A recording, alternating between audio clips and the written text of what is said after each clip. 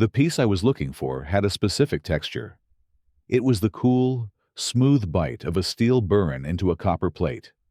The whisper-fine curl of metal peeling away under a jeweler's loupe. The profound, monk-like silence of a mind completely absorbed in a line no thicker than a human hair. For 30 years, I had worked as a master engraver for the United States Bureau of Engraving and Printing. My job, my art, was to carve the master dies for our nation's currency. It was a profession that existed at a strange intersection of Renaissance artistry and Fort Knox security. The portraits of presidents, the intricate scrollwork, the microscopic security features, they all began with my hand, my eye, and a level of concentration that was absolute and unforgiving. The pressure of that work, the knowledge that a single slip of my hand could compromise the financial security of a nation, was immense. The secrecy was a heavy cloak. I couldn't discuss my work with anyone. My life was a series of background checks, security clearances, and the quiet, ever-present scrutiny of the Secret Service. When I was offered the chance to transition to a semi-retired role, working from a secure home studio on special projects and new currency designs, I seized it. I bought a house in a quiet, secluded community called Whispering Pines, a name that promised the very tranquility I craved. My only requirement was a solid, windowless room in the basement that could be converted into a vault-like workshop, a miniature CIF that would satisfy the stringent security protocols of the Treasury Department. Here, I thought, I could finally find the quiet I needed to create. The first crack in that quiet appeared before the security consultant had even finished installing the last motion sensor. I was overseeing the installation of a series of discrete, low-light security cameras around the property's perimeter. They were small, professional, and necessary. A woman approached from the house next door, her arms crossed, her face a mask of pinched inquiry. She was of a certain age, where curiosity had hardened into suspicion. She wore a bright yellow vest with Neighborhood Watch Captain printed on the back in bold, black letters. "Good afternoon," she said, though her tone suggested the afternoon was anything but. "I'm Barbara Albright, your next-door neighbor, and the captain of the Whispering Pines Neighborhood Watch." "A pleasure," I said, offering a hand she ignored. "I'm Julian Croft, just moving in." Her eyes weren't on me. They were on the cameras. "That's quite a lot of hardware you're installing, Mr. Croft. 4, 5, 6 cameras. Most people are satisfied with a simple doorbell camera. Are you expecting trouble?" The question was not friendly. It was an accusation. "I work from home with sensitive materials," I explained, choosing my words with the care of a diplomat. "The security is just a standard professional requirement." "Sensitive materials," she repeated, her eyes narrowing. She pulled a small, spiral-bound notebook from her vest pocket and made a note. It was an act of overt, theatrical suspicion. "And what line of work would that be, exactly?" "I'm a specialized designer for a government contractor," I said, using the vague, approved cover story. "I can't really discuss the details." "Can't discuss them," she echoed, her voice dripping with insinuation. "I see." She looked from the cameras to the reinforced steel door that led from my garage down to my basement workshop. "Reinforced doors, extensive surveillance. You've certainly come prepared." Her smile was thin and sharp, devoid of any warmth. "Well, Mr. Croft, as Neighborhood Watch Captain, I feel it's my duty to inform you that we keep a very close eye on things here in Whispering Pines. We have a zero-tolerance policy for any unusual activity. I'll be sure to add your unusual security setup to my nightly patrol report." She gave me a final, sweeping look of appraisal, the kind a predator gives its prey. and then turned and marched back to her own home. I stood there, the quiet hum of the newly installed cameras suddenly feeling like the buzz of a hornet's nest I had inadvertently disturbed. I had spent my life working in the shadows, my identity and my craft a closely guarded secret. I had come to Whispering Pines to find a private, anonymous peace. And in my first 24 hours, I had already attracted the personal, focused attention of a self-appointed watchdog who saw conspiracy in every shadow and criminality in every locked door. My quiet new life was already under surveillance. The first official salvo in Barbara Albright's war on my privacy arrived a week later, not with a bang, but with the crisp, formal rustle of an envelope pushed through my mail slot. The envelope bore the insignia of the Whispering Pines Homeowners Association, a tasteful, if uninspired, rendering of a pine tree. Inside, the tone was anything but tasteful. It was a violation notice, a document that vibrated with the self-righteous indignation of its author. Violation Notice, Bylaw 17. Section D, Unapproved Security Apparatus. My crime, it seemed, was the very existence of my security cameras.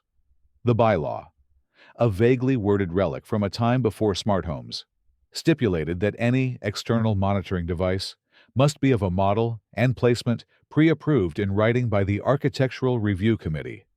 My professional-grade low-light cameras were, apparently, not on the list of 3 approved doorbell camera models. The fine was $150. The notice was a clear extension of Barbara's initial interrogation, her clipboard now replaced by the official letterhead of the HOA. I sighed. The last thing I wanted was a protracted conflict.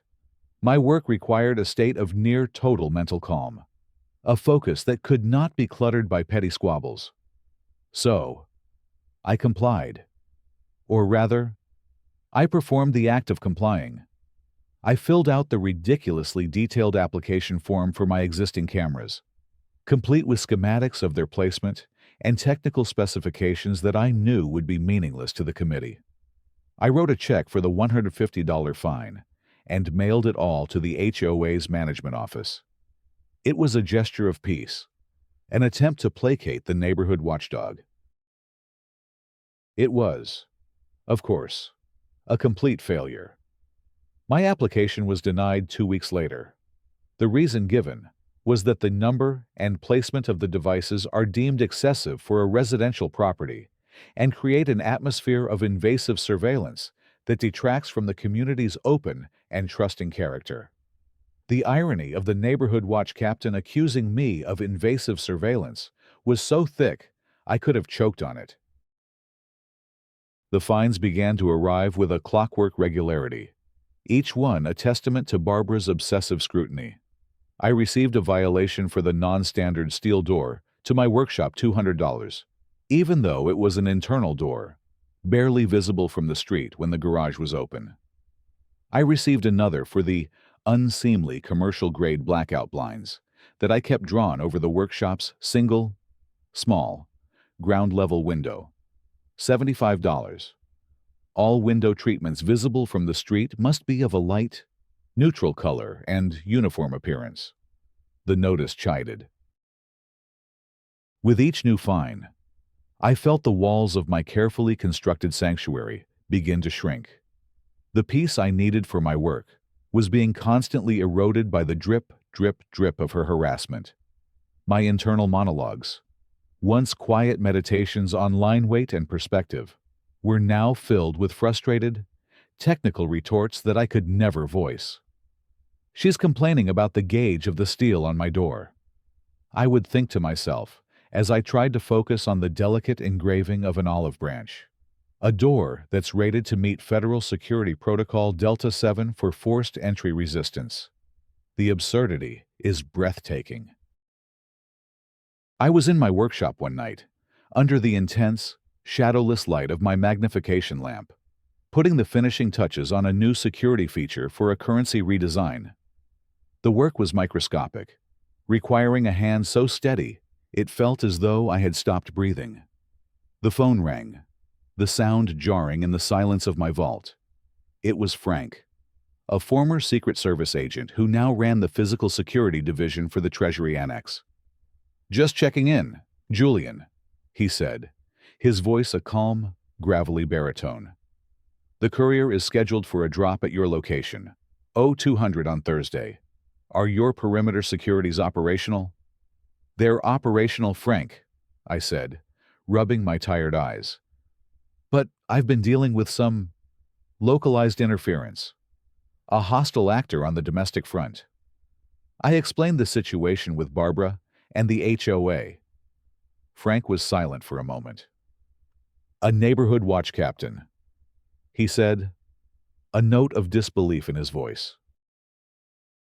"Seriously, Julian, the protocols are not suggestions. The security of your workspace is a matter of national economic security. This woman, this captain, is a threat vector.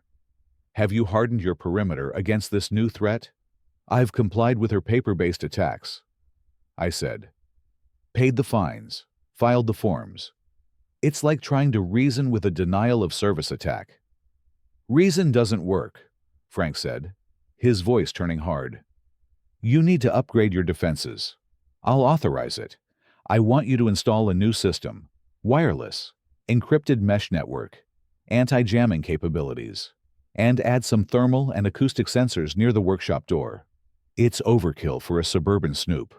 But the protocol is the protocol. We can't have any weak points in the chain of custody." After the call, I sat in the silence of my workshop, the half-finished engraving plate gleaming on my workbench. Frank was right. Barbara was more than a nuisance. She was a security risk. Her obsessive need to know what was behind my locked door was a direct threat to the integrity of my work. I had tried appeasement. It was time to harden the perimeter. I spent the next 2 days overseeing the installation of a security system so advanced it would have been at home in a U.S. embassy. It was a quiet, invisible escalation, a fortification of my sanctuary. Barbara couldn't see the new thermal sensors or the encrypted network, but I knew that soon enough. She would test them, and she would find them unbreachable. The move from bureaucratic harassment to direct, physical probing was subtle at first, but it was an escalation I was now fully expecting.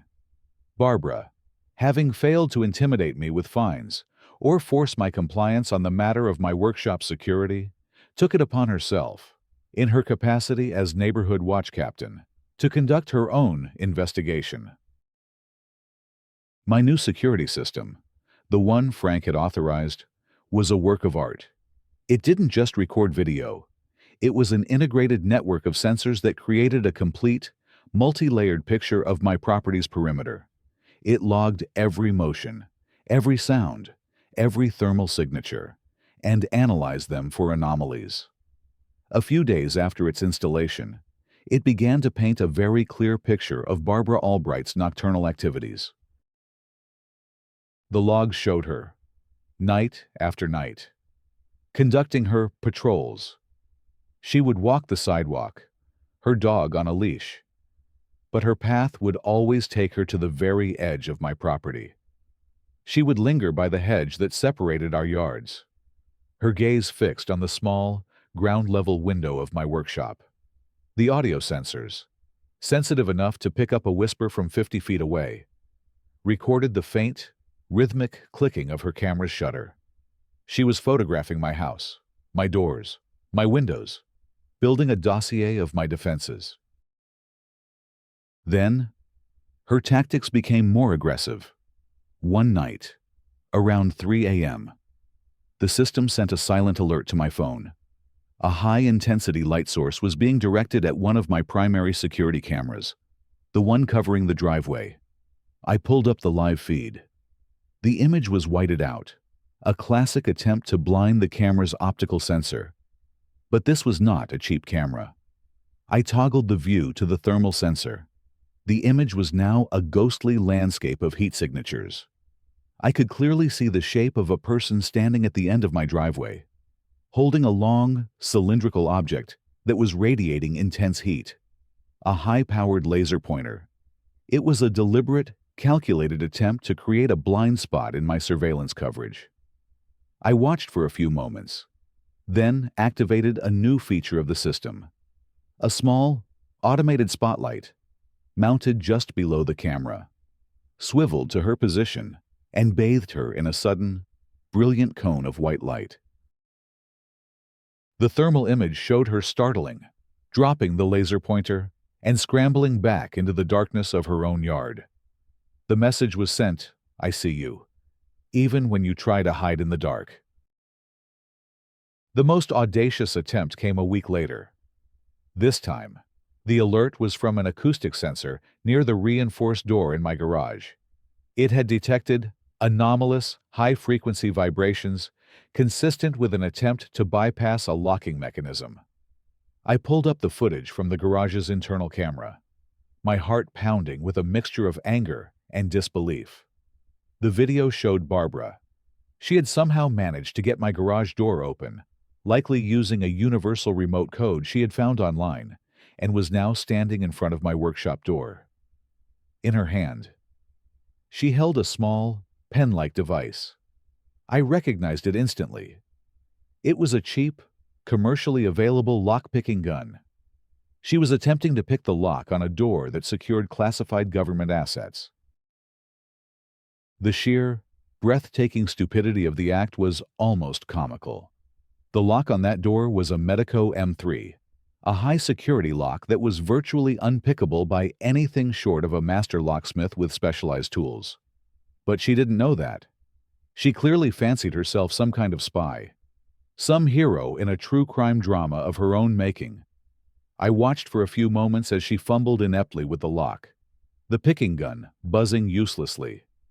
Then, I activated the next layer of defense. A small, hidden speaker next to the door crackled to life. "This is a secured federal facility." A calm, synthesized voice announced into the silent garage. "Your actions are being recorded. Please vacate the premises immediately. Local law enforcement has been notified." I hadn't, of course, notified the local police. The last thing I wanted was to explain to a small-town cop why a Treasury-level secure door was in my garage. But the effect on Barbara was instantaneous and profound. She yelped, a sound of pure terror, dropped the lock-picking gun as if it were red-hot, and fled from the garage, pulling the door down behind her. I saved the video file, the high-definition, time-stamped, undeniable proof of her breaking and entering, and her attempt to bypass a secure lock. It was the crown jewel in my growing collection of her transgressions. I sent a copy to Frank at the Treasury. His response was a single, grim text message. "The threat vector is escalating. Be prepared for her next move. She is no longer just a nuisance. She is now officially a direct and active threat." He was right. Her investigation was no longer covert. She had attempted a physical breach. Having failed, I knew her next move would be to bring in a bigger gun. She would try to use the authorities to break down the door she could not pick herself. Having utterly failed in her own clumsy attempts at espionage, Barbara escalated her campaign by turning to the one weapon she believed could not be defeated: the local police department. She had concluded, in her fevered imagination, that my late-night deliveries, my excessive security, and my secretive nature could only mean one thing: I was a high-level criminal. And she, as the vigilant captain of the neighborhood watch, was going to be the one to bring me down. Her strategy was to create a pattern, to build a narrative of suspicion in the minds of the local authorities. She began calling the non-emergency police line. At first, it was once a week. Then, every few days. Each call was a new, breathless report of suspicious activity at my address. My security logs, which I now monitored with a grim sense of inevitability, recorded the results of her calls. A patrol car would cruise slowly down my street, its spotlight sweeping over my house before moving on. The police, finding no evidence of any wrongdoing, would leave. But Barbara was persistent. She was building a file. Her calls became more specific, more dramatic. She reported the arrival of one of my scheduled secure couriers, a discreet, unmarked van that arrived at 2 a.m. as a probable drug deal in progress. That was the night I received my first visit from the Whispering Pines Police Department. The knock on my door was firm, but professional. 2 officers stood on my porch, their expressions a mixture of professional duty and late-night weariness. "Sir," the older of the 2 began, "we received a call about a suspicious vehicle at this address. The caller suggested a possible narcotics transaction." "My apologies, officers," I said calmly, already having prepared for this eventuality. "That was a scheduled delivery for my work. It's a secure courier service. They keep odd hours for security reasons." "And what kind of work would that be, sir?" the younger officer asked, his eyes scanning the house behind me. "I'm a designer for a government contractor," I said, handing him the special, nondescript government ID I was issued for just these situations. It listed my name and my affiliation as Department of the Treasury, with no further details. The officer looked at it, his eyebrows raised. "The Treasury. You an IRS guy?" "Something like that," I said with a thin smile.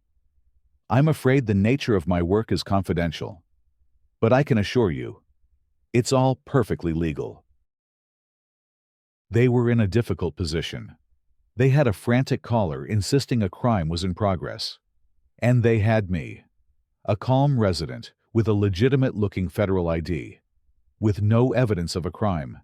They had no choice but to leave. "All right, Mr. Croft," the older officer said with a sigh. "Sorry to have bothered you. We'd appreciate it if you could ask your couriers to be a little more conspicuous in the future." "I'll pass that along," I said, knowing full well that inconspicuousness was the entire point. This interaction, of course, only served to fuel Barbara's paranoia. In her mind, the police weren't leaving because I was innocent. They were leaving because I was too clever, too powerful, or perhaps even because they were incompetent. She began to slander me, not just to the neighbors, but about the police. On the community online forum, she posted a neighborhood watch safety alert.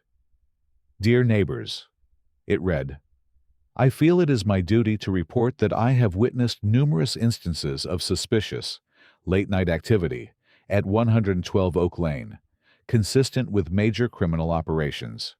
I have reported this to the WPPD multiple times, but for reasons I cannot fathom, they have refused to take decisive action. It seems our safety is not their priority. Therefore, the neighborhood watch must be more vigilant than ever. If you see something, say something, and if the police won't act, perhaps we will have to act ourselves." This was a dangerous new phase. She was not only escalating her accusations against me, but she was attempting to create her own private militia. She was trying to turn the neighborhood's fear and her own paranoid fantasies into a mandate for vigilantism. She was positioning the police as the ineffective establishment, and herself as the bold, heroic outsider who would get the job done. My friend Frank from the Treasury was deeply concerned when I told him about the incident.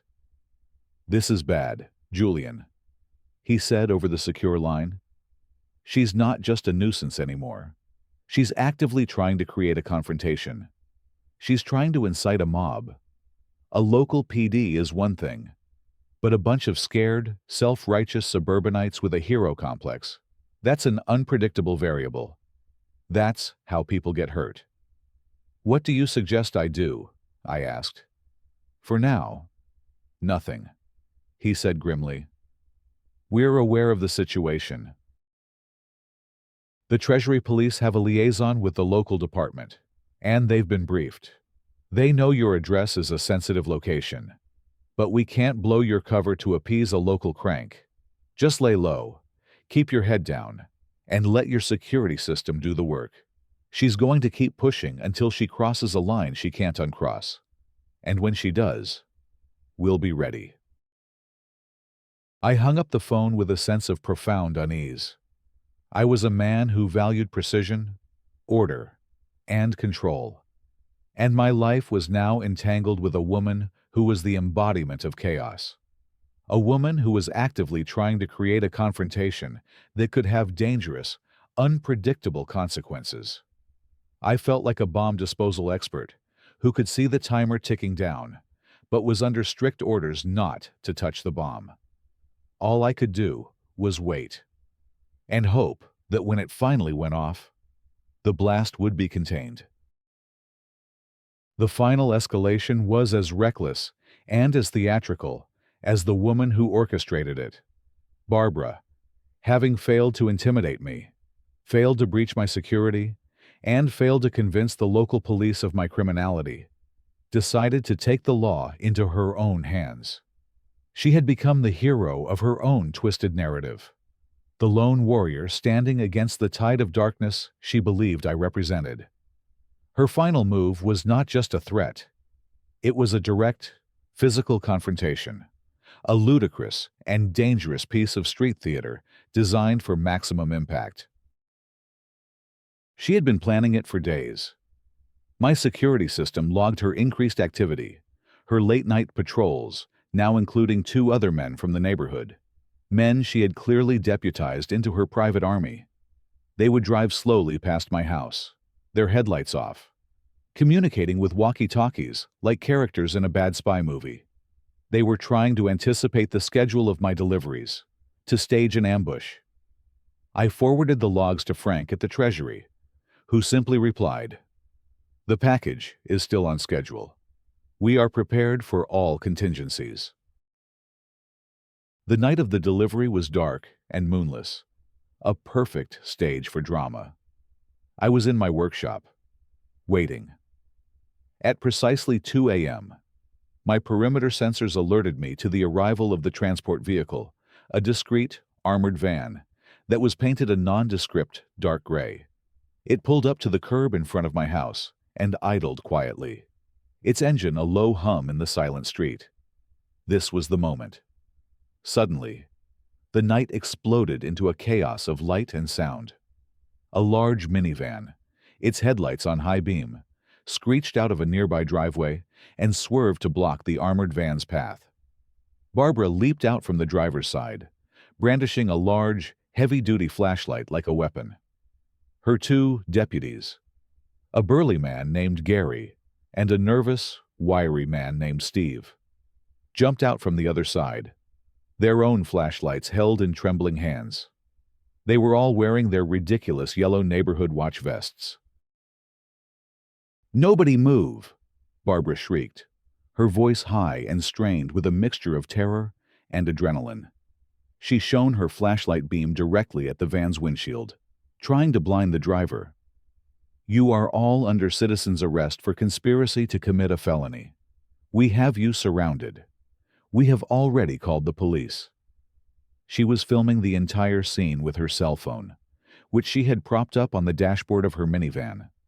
She was creating evidence for the trial she was certain would follow. The trial that would vindicate her, that would finally prove to everyone that she had been right all along. Gary and Steve, looking far less certain than their captain, fanned out, their flashlights dancing nervously across the van and my house. "Get out of the vehicle with your hands in the air," Gary bellowed, his voice cracking with a nervousness that belied his tough guy posture. I watched the scene unfold on my monitors, my heart pounding. This was the line Frank had said she would cross.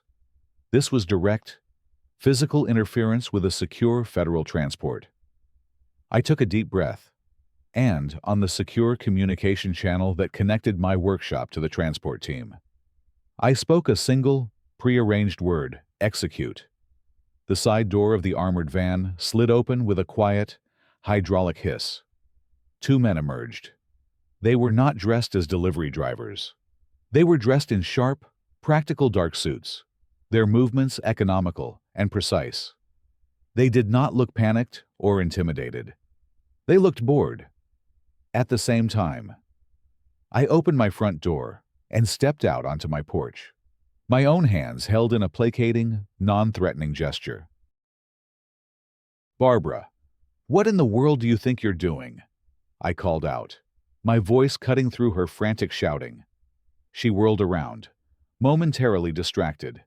"Don't play dumb with me.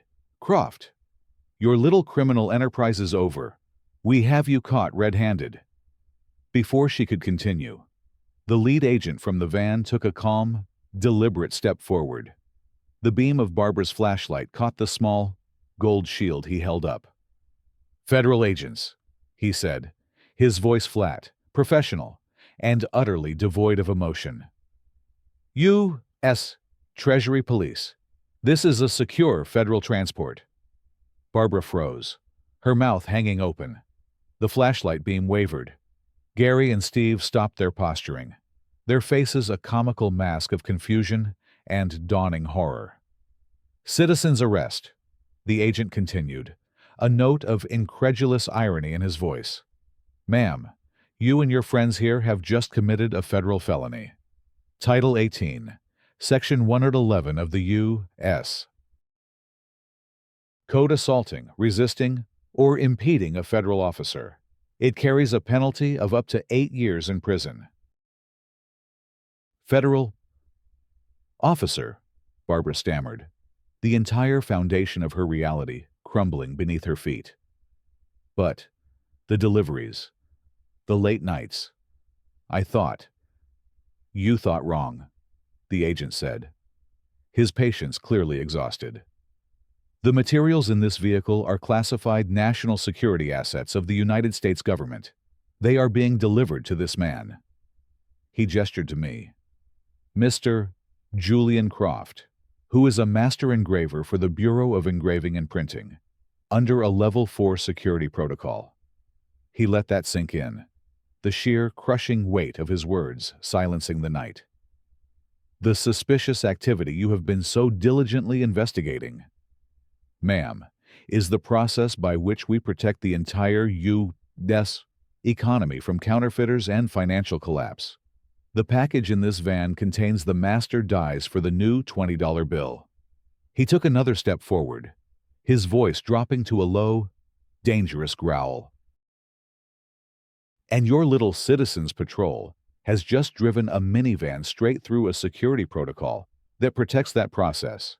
You have compromised a federal operation of the highest sensitivity." As if on cue, the distant wail of sirens grew rapidly closer. 2 Whispering Pines police cars came screeching around the corner, their lights flashing, bathing the entire chaotic scene in a strobing nightmare of red and blue. But they were not there to help Barbara. They were there to take her away. Her final, desperate attempt to be the hero had just cast her as the villain in a story far bigger and far more serious than she could have ever imagined. The climax on the street that night was followed by a swift and surgically precise resolution. As the local police arrived, the Treasury agents took charge with an air of practiced, unquestionable authority. Barbara, Gary, and Steve, their faces ashen with a terror that had replaced their earlier adrenaline-fueled bravado, were separated and questioned. Their ludicrous citizen's arrest had turned into a very real federal investigation. They were taken into custody, not with the theatricality they had tried to create, but with a quiet, humiliating efficiency. The agents from my delivery van, who were in fact members of the Secret Service's Technical Security Division, calmly documented the scene, took possession of Barbara's phone as evidence, and completed their secure drop to my workshop. The entire chaotic confrontation, from start to finish, was over in less than 30 minutes. Barbara and her two deputies were facing a slate of serious federal charges. In the end, they were spared the full 8-year sentence. A deal was struck.